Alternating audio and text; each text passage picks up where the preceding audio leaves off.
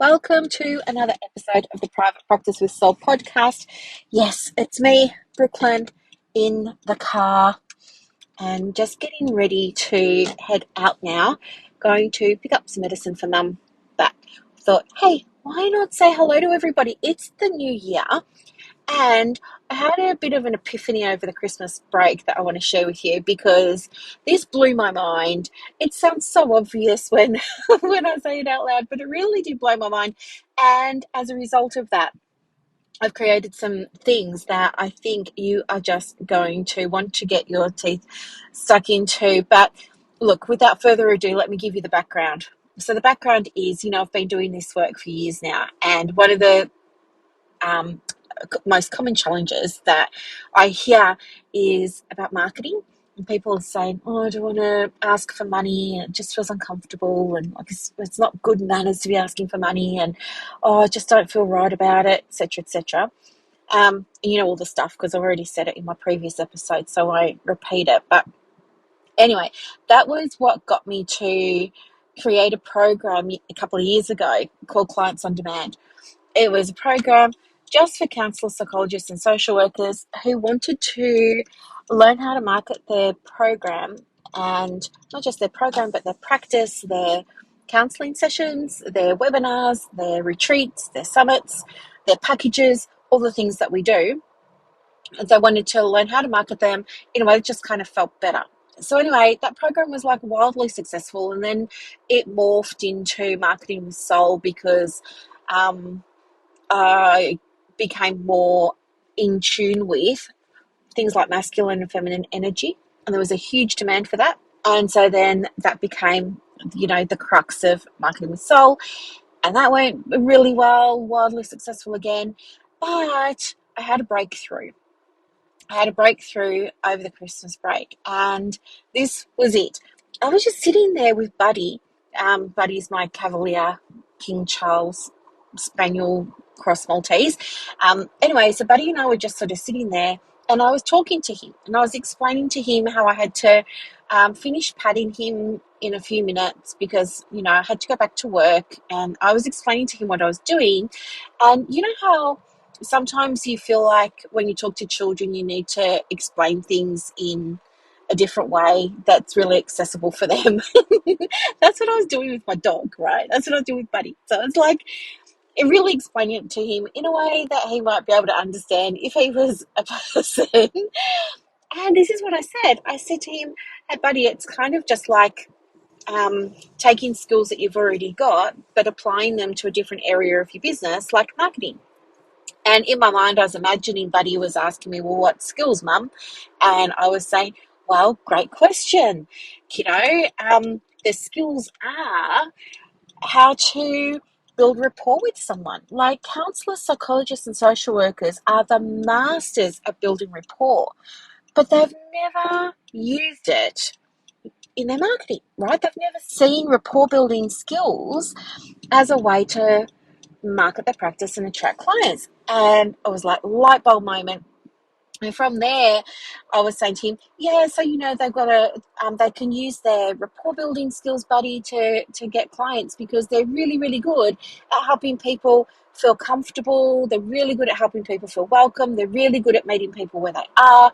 They're really great at creating space for people. And then as I'm saying all of this, it's all just flowing. And I'm like, oh my gosh, this is counseling. This is actual therapy. And could it be that almost marketing is therapeutic, or we can take a therapeutic approach to marketing? And it got me so excited. So then some people had been wanting to enroll in Marketing with Soul, but it was like so expensive. So I was thinking maybe I could make a more affordable version. So I thought, yeah, I'll just do a light version. So I went and I made a no frills light version of Marketing with Soul based on this whole idea that your marketing is simply an extension of what you're already doing. You're already doing it. So, oh, that was just another light bulb moment. You're already doing it. That Rebecca Campbell will be very proud of me. You're already doing it. I'm going to have to go back and change my sales page when I get home to add that because it's true. You are already doing it. At the moment that you answer the call, the moment that you write the email, the moment that you sit down on the couch opposite your brand new client, you're building rapport and you are really good at it. You're better than anybody else in the whole wide world at this. People pay tens of thousands of dollars to learn what you already know, but you just never thought of extending your therapeutic processes to your marketing. Does that make sense? So when I had this realization, um, everything just became so clear. So then I've just quickly gone in, and somebody was asking me this morning, is Marketing with Soul Light available for purchase yet? And I kind of put it on the back burner because also I had this bright idea to create a light version of Private Practice 101 over the Christmas break. And I wanted to open it up on Christmas Day. So I kind of put Marketing with Soul Light on the back burner while I did PP 101 Light. PP 101 Light is kicking along now. It's doing great. But then when this client this morning said, when's the other one going to be available? I thought, oh yeah, I better go and finish that. And I sent her to a sales page because I pretty much just duplicated the sales page from the big Marketing with Soul program and just made a few little changes. But I hadn't gone in and made all these important changes about how, as we just said, you're already doing it, and that I see marketing simply as applying what you already know just to a different area of your business. And it's not that hard. And yes, you need to understand some systems and some processes, but I can show you those. But for by and large, you already know how to do things like build rapport, how to build trust, how to develop insight, how to hold the space, how to create the containers. You already know how to do all of that. You just need someone to show you like the other little bits and pieces, but they're not really that big at the end of the day. If you understand what I'm saying, I hope that you're following what I'm saying because it just makes so much sense and it just feels so good to be able to say this out loud. But anywho, the other things that have been happening was, by the way, Happy New Year and Merry Christmas to everybody who celebrates Christmas. Merry Christmas to you. Such a special time of the year. For me, it was really lovely because I got to spend time with my nephews. And I loved that. And I got to spend time with my sister and my mum. And of course, it was Buddy's first Christmas. And he had his photo taken at the Christmas breakup party at his daycare with Santa, which was all very lovely. Yes, he got a little show bag from Santa and everything. It was wonderful. And he's doing really well. And mum's doing really well. And everything's just kicking along. In the free community that I have called Counsellors Connect Australia, and I also did it in my other free community, which is Australian Counsellors in Private Practice Online, I've said to people, hey, this post is for those of you who have a focus word for the year. If you're one of those people, I'd love to know what your focus word is. And I don't think two people have said the same word. I feel like people keep adding to this post every day. I go in there and there's more and more words, and it's so inspiring actually looking at what people are using as their anchor word for the year. For me, my anchor word is automation. My anchor word is automation because, as you might remember from previous episodes of the podcast, I'm working with a money coach, and my big goal, this is just me, I'm just being totally honest with you here, my big goal for the year is to get the business running to a point where things are taking care of themselves as much as they can, which will allow me to take a step back. I just want to be working on it, not in it as much. So, that's why my word is automations. But it was really interesting hearing some of the other words as well. And some of them were really surprising and some of them were really inspiring. Like I saw the word intentionality get posted this morning and I thought, oh, wow, that's beautiful. It's kind of like my word last year was focus.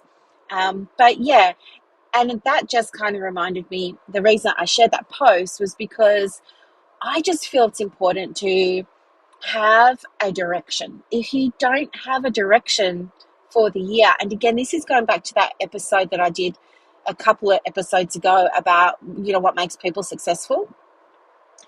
And if you didn't hear that, you can go back and listen to it. But just quickly, there have been all these studies done on what makes people successful. And these studies have been done in America and Canada.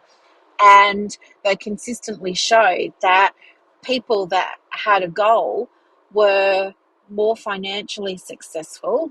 So we're just talking about success in terms of dollars here. And were more financially successful than ones who weren't. And I thought that was so interesting.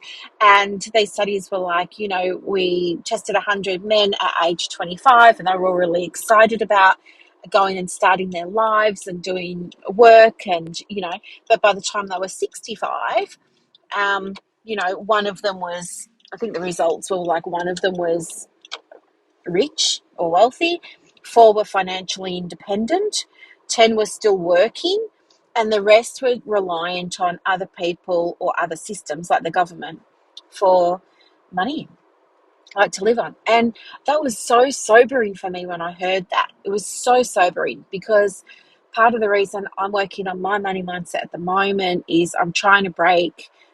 Sorry if this is going down a rabbit hole for some of you, but I'm trying to break. I do believe in intergenerational patterns and epigenetics, and I do believe that there's coding or encoding that happens, that things just get passed down the line and they become your traumas to deal with or your problems to solve, even though they haven't really occurred in your lifetime. And we know this because, again, the science behind it, like, did I tell you about, there was a study with rats, and the scientists had the rats in cages and they sent like a little electric shock through the bottom of the cage, and at the same time they puffed through the smell of cherry blossoms.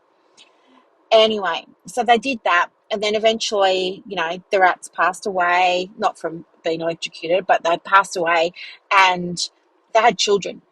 And the scientists puffed the smell of the cherry blossoms into the cages, and the children had trauma responses, even though they themselves had never known what it was like to have that little electrocution under the pads of their feet. They didn't know that experience, but they knew the trauma of it.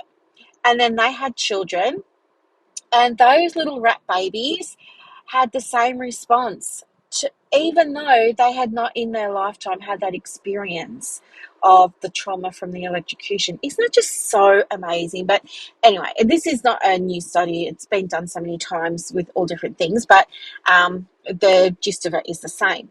There are things that are passed on, responses and reactions are passed on through our heritage, through our ancestors, through our lineage for us. So we have big responses to things, even though we haven't actually had the experience that will warrant such a big response.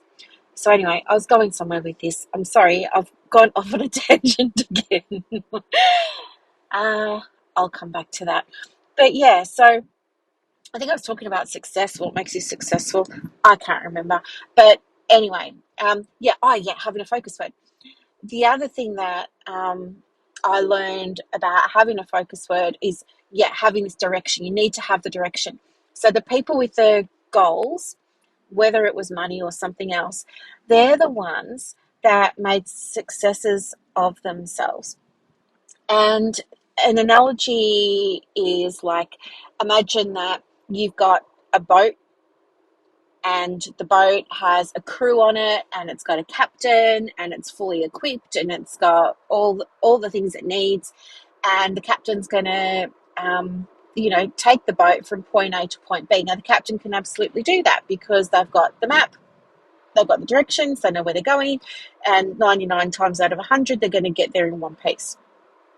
Now take the same boat, but don't put any resources on it, don't put any provisions on it, and don't give it a map, don't give it any destination. Just start it up and let it go. What do you think is going to happen? I mean, it would be a miracle if it hit land. It's probably going to sink. It'd probably run out of fuel and keel over, or keel over, or whatever. So it's, when I think about it in that way, it kind of makes sense to me. Well, yeah, we do need direction. And so that's where this idea of asking people what their focus word was. But came from. And it's also why I have focus words. So I've had them for a couple of years now. And they really, really, really do help me. And I think that by knowing that direction, that is how I get traction in my business. The other thing that I do now that I never used to do was I do things in 90-day cycles. So when I say I do it now, I mean, I've probably been doing it for the last 5 or 6 years. I do things in 90-day cycles for my business. So I track everything in 90-day cycles. I market in 90-day cycles. I put new things into the business in 90-day cycles and test them. So everything in my business happens in a 90-day cycle.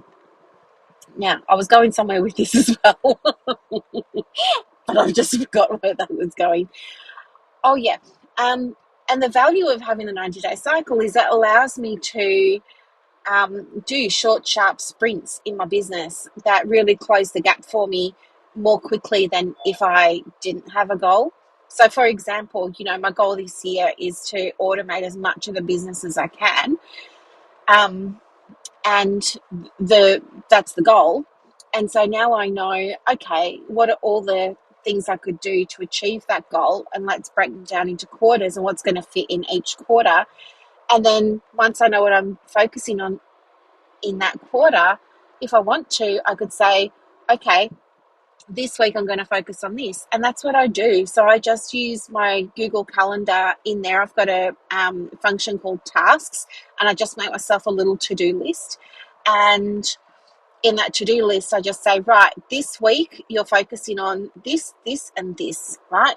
So I give myself the flexibility, which is important to me because I like choice and I like to do things when I'm in flow. So I give myself the flexibility, but I say to myself, this is what needs to be done this week.